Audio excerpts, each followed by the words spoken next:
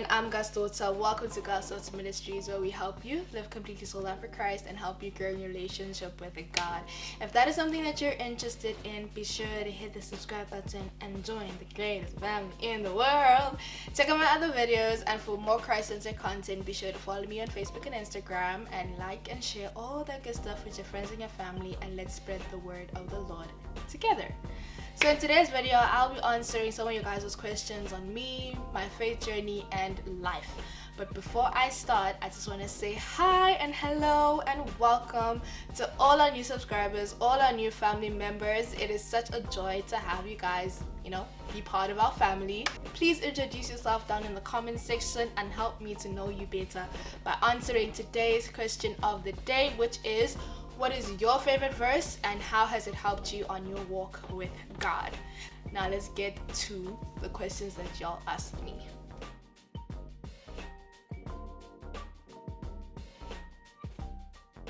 Okay, so I got two questions that are somewhat similar, so I'm going to ask them at the same time.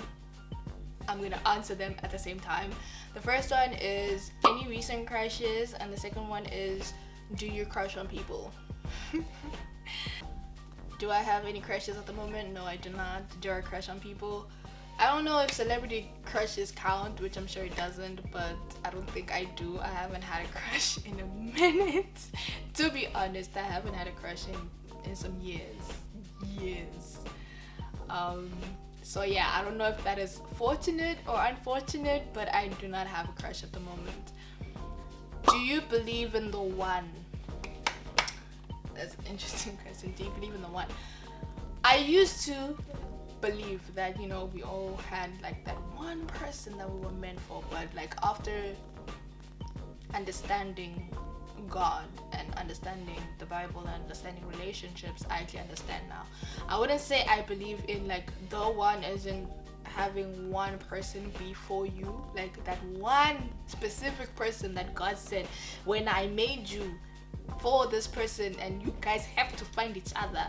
No, but I do believe that whoever you choose to want to spend your life with, the one that you want to raise your kids with, you want to do life with, you want to do ministry with, you want to just do life with, I think that's the one for you.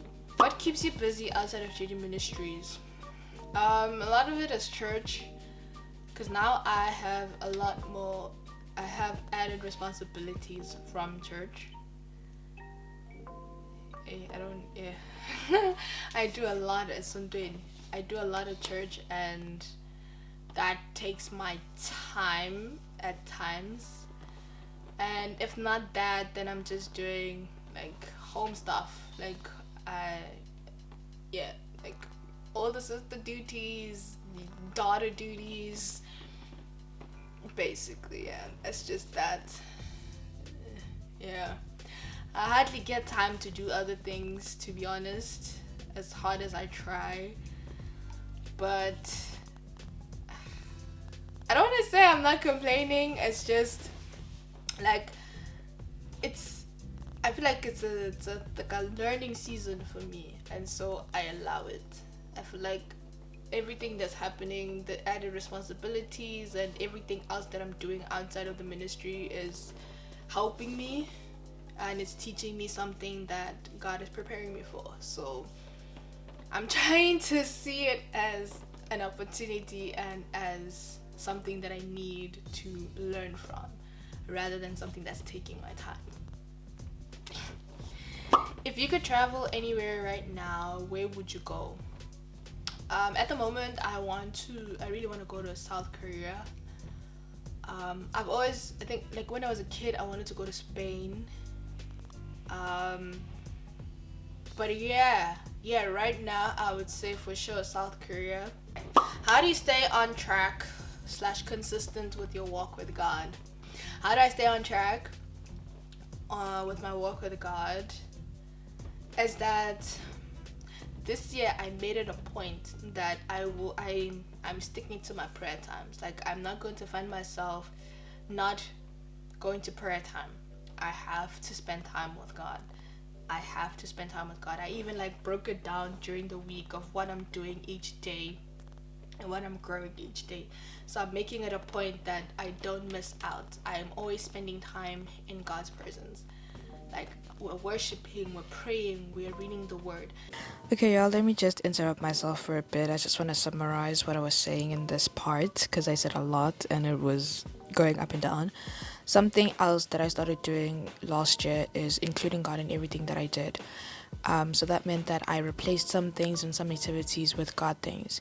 For example, in the car, I used to listen to the radio or listen to a playlist that was on my phone, but I changed that and I started to listen to more Christian songs.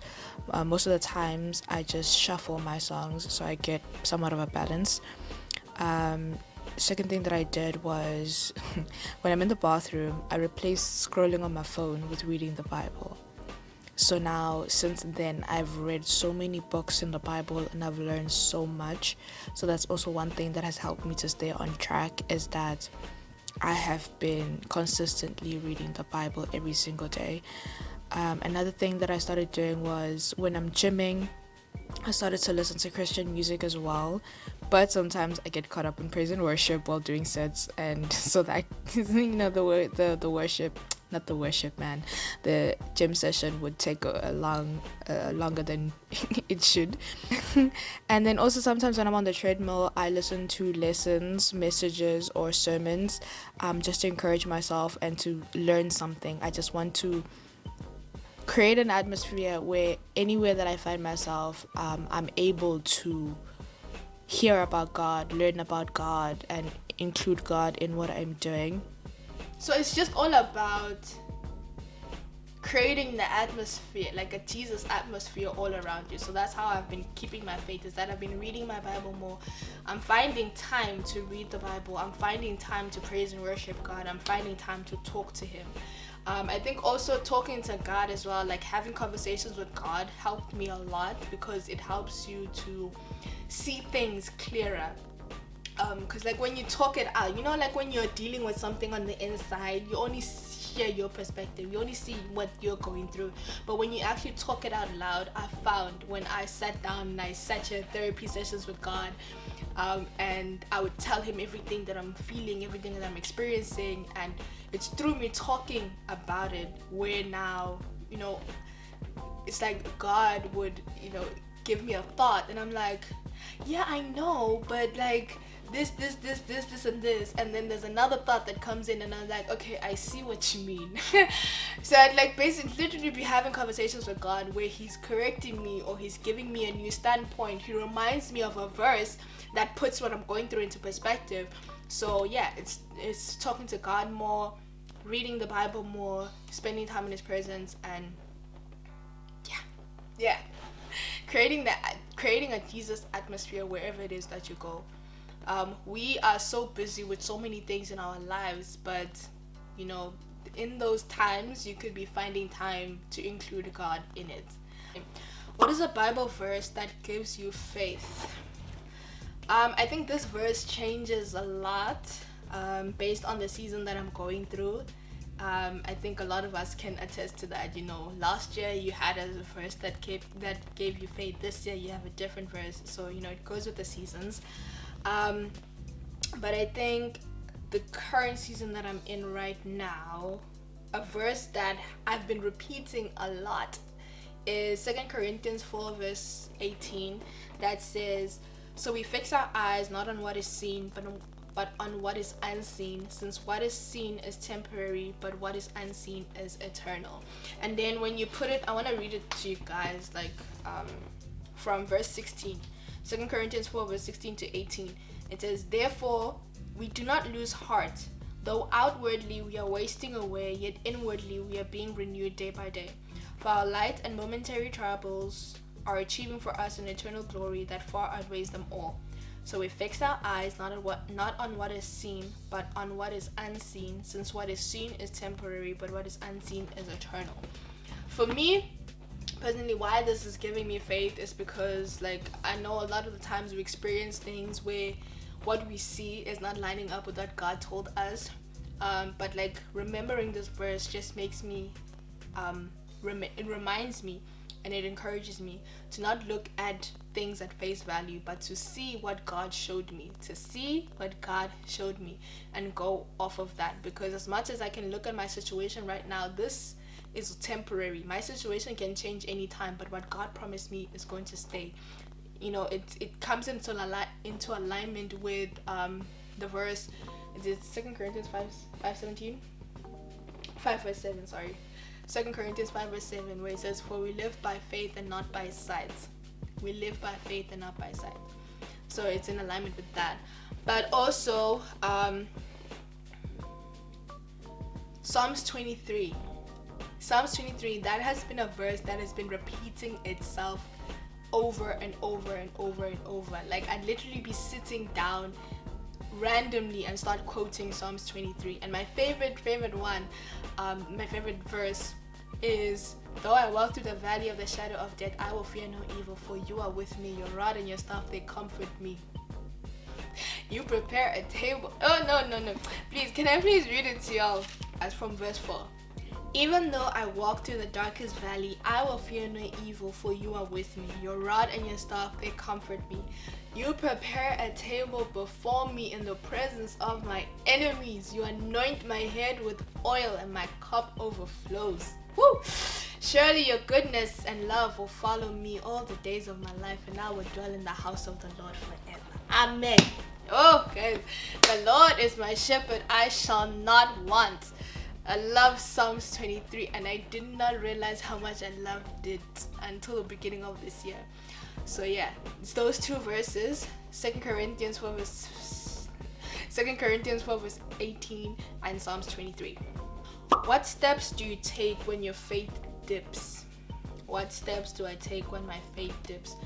I think I once went through a season in my life where my faith, I think I can put it like that, my faith was dipping. And I found myself making sure that I was still reading the Bible, I was still praying, I was still praising and worshiping. As much as in that season, in that time, I wasn't feeling it, but I made sure I stayed doing it. Because like once I disconnect, then it would have gotten worse.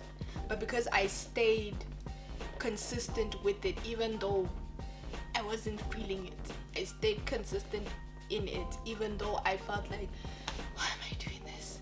Do I really have to pray? It's not like God hears me anyway. I kept on praying. It's just a matter of putting yourself in an environment where you're going to hear from God.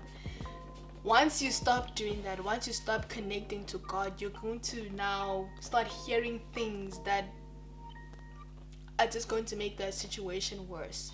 But you just need to keep being connected to the vine. Keep being connected to your source. Because once you disconnect from that, then you're not going to get any energy. You're not going to get the thing that you need. It's like your phone. When your phone has run out of battery, you connect it to a charger.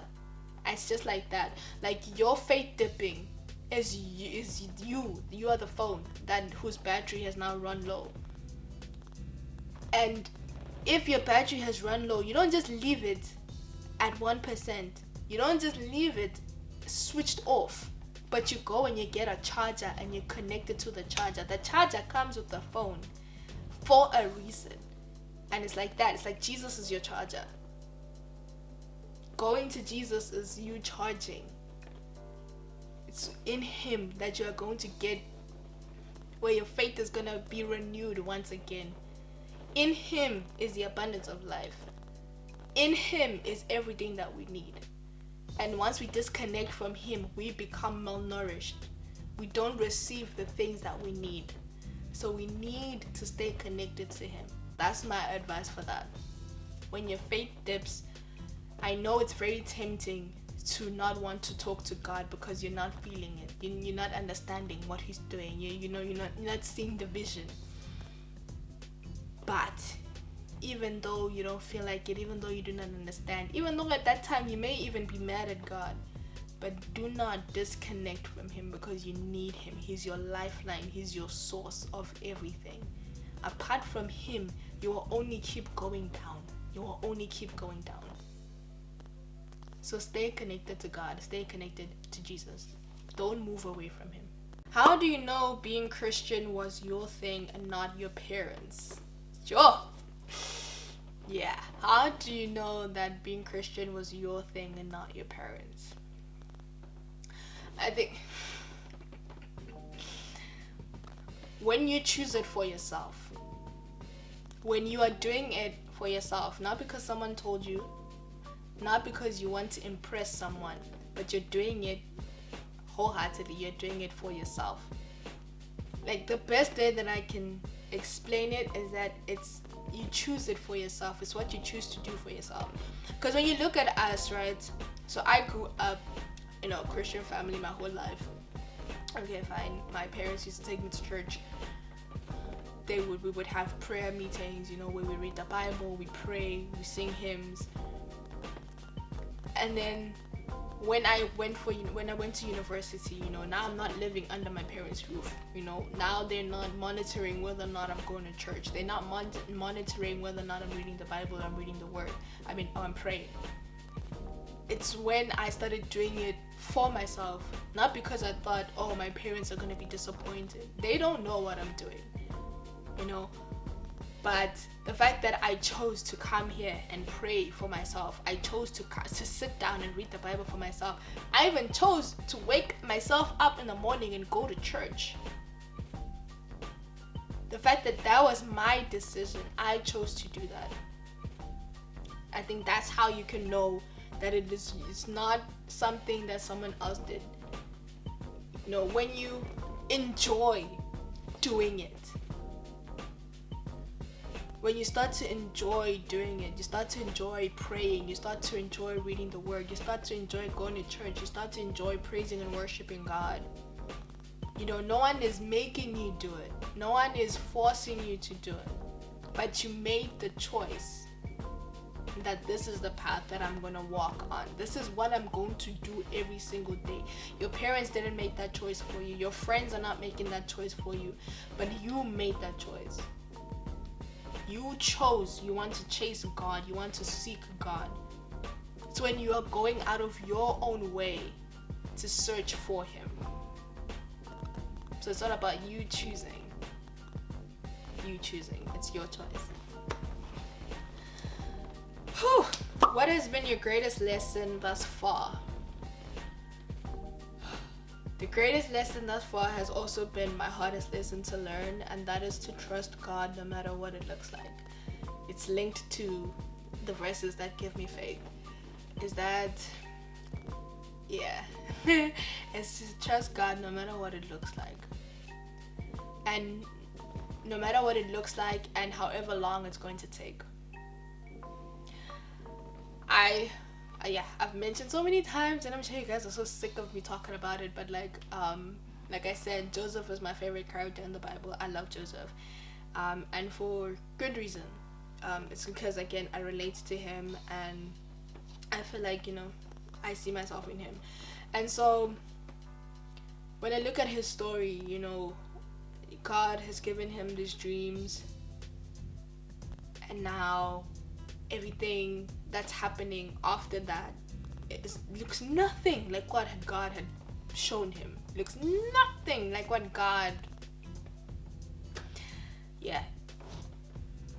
the picture that God gave him. But still, given that whole situation, like, what encourages me about Joseph is the fact that he didn't let God go. As much as everything in his life was just going downhill, you know, pit to slavery to prison, things were just not adding up. They were not making sense. It wasn't looking like what he thought. It wasn't looking like what God had showed him. But he still stayed with God. And that's something that I've been having to learn in the past 2 years. Is that, you know, there's a destination that God has shown me. There's a path that God has shown me for me to walk on, but like everything in my life is not lining up with that. And so I'm learning to have to trust God no matter what it looks like, and understand that, listen, this is all part of the process. This is all just preparation for where God is taking me. And so I have to sit down and allow him to do what he's doing while I'm sitting in the pit, while I'm sitting in the prison, when I don't understand why I'm in the pit, when I don't understand why I'm in the prison, when I'm like, but God, it was so straightforward. Like, when did the road take a detour? Like, was it necessary for us to go down this path when, this one was clear and ready? When you don't understand what God is doing, to trust God the most, and allow him to do what it is that he needs to do to get you to where he promised you and get you to where he showed you. So yeah, no matter what it looks like, trust God and trust him no matter how long it is taking.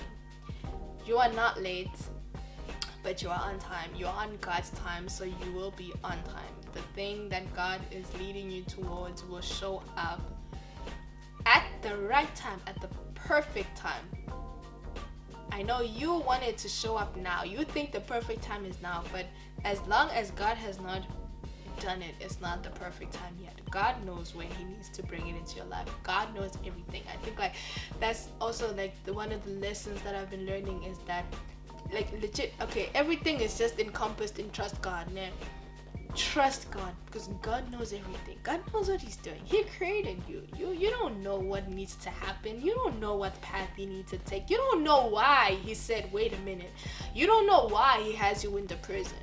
But there's always a purpose for the things that God does. So it's in us trusting in him no matter what.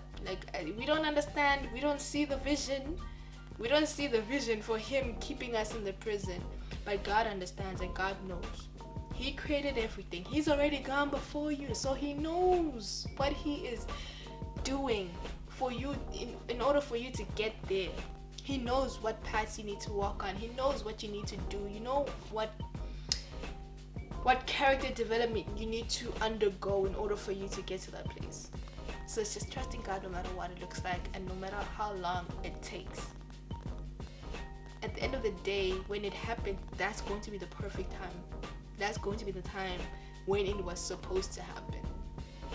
So yeah. So that's all that I have for you guys today. Thank you so much for watching, and I thank you guys for asking me these questions. They were very introspective, reflective, and I liked having to think about the reason behind those questions, those answers. But yeah, if you guys have any more questions, be sure to comment them down below, or you can message me on Facebook and Instagram, or email me if that is your thing. Again, please do not forget to answer the question of the day, which is, what is your favorite Bible verse, and how has that helped you on your walk with God?